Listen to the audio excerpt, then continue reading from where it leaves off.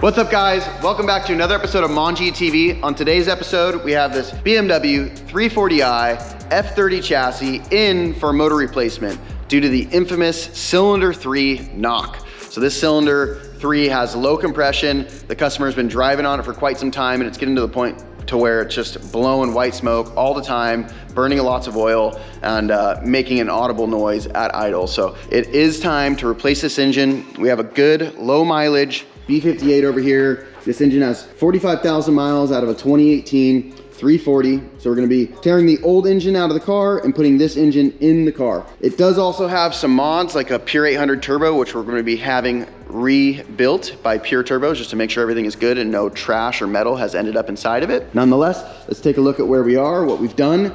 We just got started on the car. We pulled it on the lift. We have started pulling out the charge pipe. We've drained the coolant. We're getting off some of the ancillary coolant hoses that go to the engine, like the upper radiator hose and heater core stuff. We're gonna be disconnecting the harness from the ECU here. And then basically there's not too much more. You're gonna have to do some stuff from the bottom, like the exhaust. The radiator, or at least fan, has to come out of the way to get some extra room, but we'll be kind of walking you through all that stuff as we go. And yeah, I mean, let's go ahead and stop talking about it and just get this motor out of the car and show you guys how it's done.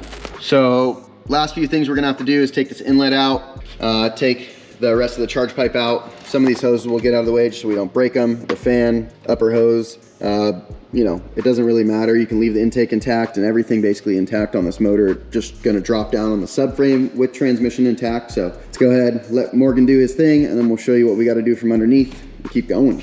All right guys, we just went ahead and removed the exhaust system from the car. Super easy. There's two 13 mil nuts here at the back, and then it just basically mounts on this one other clamp here, bracket here, and the downpipe. Morgan's going ahead and taking out the heat shield so we can access the drive shaft, which we're gonna be taking the drive shaft down. And then basically we're gonna be taking this whole thing down as one piece. Even the downpipe can stay, it does not have to come off. You will have to take some of your underbelly panels out of the way, or at least flex them out of the way when you're doing it, and some of your trim panels here in the front just to give you some more room to get all this hoses and stuff unclipped from the subframe. You will have to undo your steering shaft, which we'll be showing you here in a bit. As you can see, the coolant's just dripping. We're catching the last of that. And yeah, it's fairly easy. A few little things to note. There are some grounds, one here at the transmission. You can leave your transmission harness connected. The only other thing that really will have to be disconnected is some of these lines to the transmission cooler and the fuel lines to the actual high pressure pumps. But yeah, nonetheless, fairly simple job to get it down. A lot of the work is gonna consist once we get the engine and transmission out of the car. So I'm gonna set this thing up on a time lapse and just let Morgan do his thing, and we'll capture that.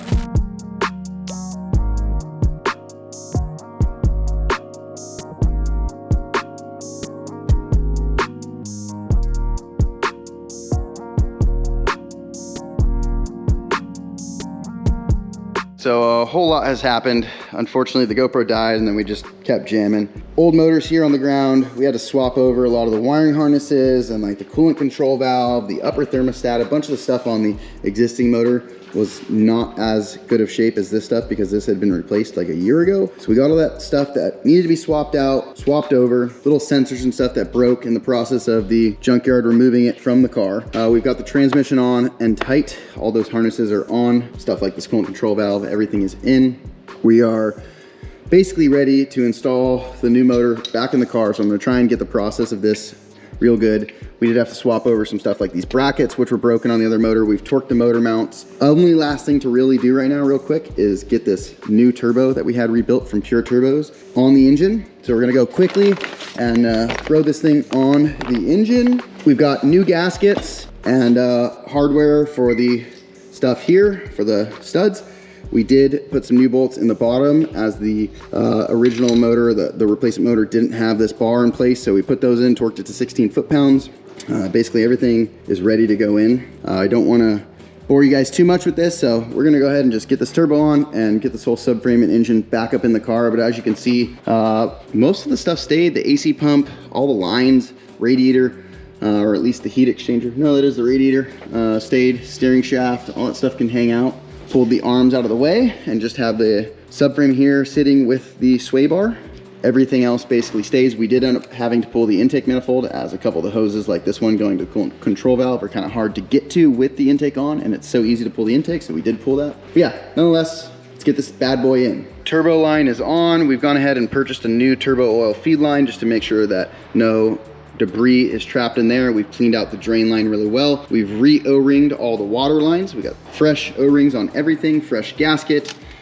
We are ready to install the turbo. We did have to swap over a few things like this little line. Right now, Morgan's grabbing the little engine or turbo stand that bolts here to the side of the block. One of the last items we need to mount the turbo to this engine. And we're gonna go ahead and slap the turbo on this bad boy and get it in the car. Exciting stuff.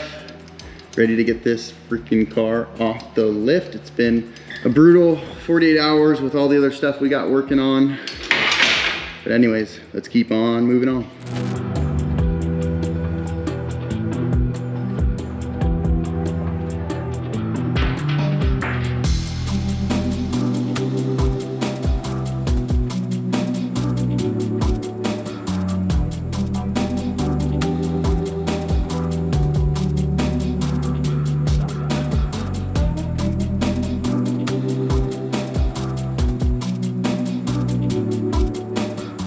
So about to throw the intake manifold on the car.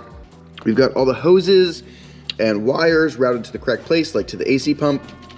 Got your throttle body connector here. The alternator is tight. Knock sensors, coolant control valve, water pump. Everything is good to go. We're gonna go ahead and install the intake manifold, but before we do that, I made sure to wipe down the cylinder head and vacuum out any of the intake ports that had a little bit of dirt or debris in them. Everything's looking great. Intake manifold is cleaned up as well and ready to go in. So we're gonna go ahead, slap this baby down, connect these two coolant lines here, and get all the wiring harnesses routed to the ECU, get them plugged in so we can test fire this bad boy. I'm excited to see how she runs. Hopefully there isn't many issues, but nonetheless, let's stop talking about it and get to work.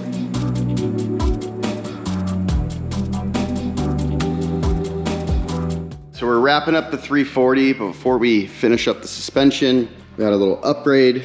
We've got these Turner monoballs, which are super nice because they come with new hardware and some circlips to hold them in place. We've gone ahead and removed the OEM bushing, which is kind of a pain in the butt because the inner bushing is fluid filled, and so when you're pressing them out, a lot of time they explode and just leak everywhere. They make a mess, and this outer casing is so weak that it ends up kind of getting destroyed, as you can see here as you're pressing it out. So it's a little goofy, and it's so thin it's hard to find something that fits just perfectly and doesn't fall inside of that, but isn't too large to go through the hole. So this is what it looks like with no bushing in place. So we're gonna go ahead and swap in these monoballs, but as you can see too, one side is slightly longer than the other, and that's how the monoballs are. So that longer side, you gotta make sure to notate which direction that goes. But nonetheless, we're gonna go ahead and show you basically how to do it. The one side has beveling, and so if you look at these in the car, as you can see here, falls into place nicely. The additional spacing goes on the inside. And if you look at the monoballs, the way they come out of the box, they want you to push it in from this beveled edge here. And so the edge facing the outside is the bevel edge. And my bad guys, I think I said the wrong thing. The long end goes on the bevel side. So we'll go ahead and install those and show you the finished look. Get a little better look at these things now that they're unboxed. So it uses a factory Lemforder ball joint or sealed monoball, whatever you want to call it. They've machined some ends that slip into it nicely, and they've machined this casing which will press fit right into the actual control arm itself. So we've showed you similar products before in the past. The process is basically the same. Just be sure to put some towels down and whatever you're using to press this thing out, as it makes a freaking mess. You can see this fluid is like super black. These are going to be a massive upgrade for this car and really help keep everything laterally and horizontally located. which results in a tighter, better driving car, a better stopping car, better handling car. So not only did this bad boy get a fresh motor, she's getting some suspension upgrades at the same time. So let's go ahead, stop talking about it, and get this suspension back together, get this car on the ground, get the underbelly pans back on, and take it for a test drive. So I've gone ahead and removed the misalignment spacers. We've got the arm pressed, got the arm jigged up here in the press. We've got a nice big cup that's big enough for the monoball to pop through. And we've got a big socket on it. I'm just pushing this bad boy through the arm. Takes quite a bit of force, as it definitely is a tight fit. So you guys doing it at home, you can use a vise, but I highly recommend getting a press. It actually seems to be kind of binding on this one, so we're gonna slow down, pop it back out, make sure everything's looking good. All right guys, so as you can see here, it's flush in the control arm. It took quite a bit of persuasion. For whatever reason, this one just seemed to walk a little sideways. So it's in though, everything's good. Press is super tight, we can't get it down any farther, so I'm gonna release the press and show you the final product. All right guys, we've gone ahead and thrown the wheels on. I put all the underbelly pans, like these front corner pieces, and the engine cover and transmission cover on. We've checked the transmission fluid level to make sure everything's good. We've double checked all the hardware and exhaust. I did end up rotating the exhaust a little bit to get a little more clearance, but still kind of funky. Just whoever modified this exhaust did kind of a poor job. But anyways, nonetheless, it is what it is. All the suspension is back together. Everything is clipped in where it's supposed to be. Everything is torqued and marked.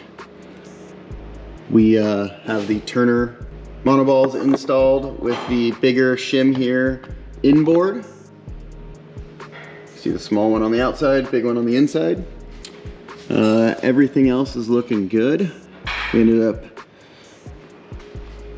just jumping ahead and putting everything together.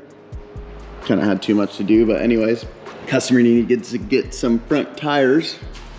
But we'll go ahead and pull this bad boy down, show you what it looks like from the top, and take this thing for a test drive.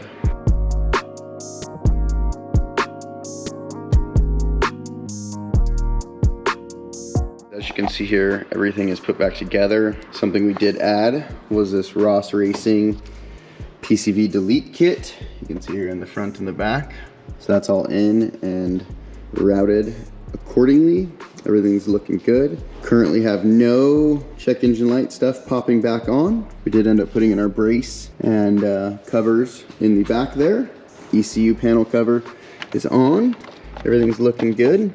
So we'll go ahead and take this bad boy for its maiden voyage. We have made sure to top off the coolant levels, and we put 7 quarts of oil in it. We do need to double check via the screen inside. But yeah, everything is good to go.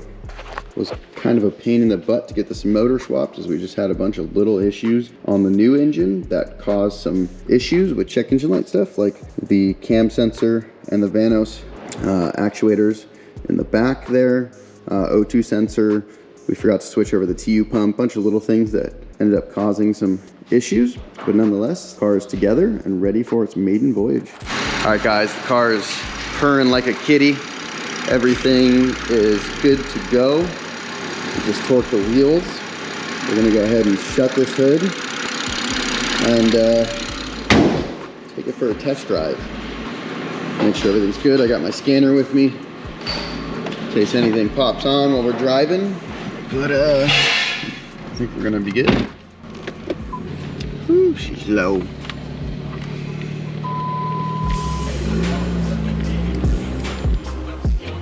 If you like this video, be sure to check out the next one. And if you haven't subscribed yet, be sure to subscribe and like the video. It helps a lot.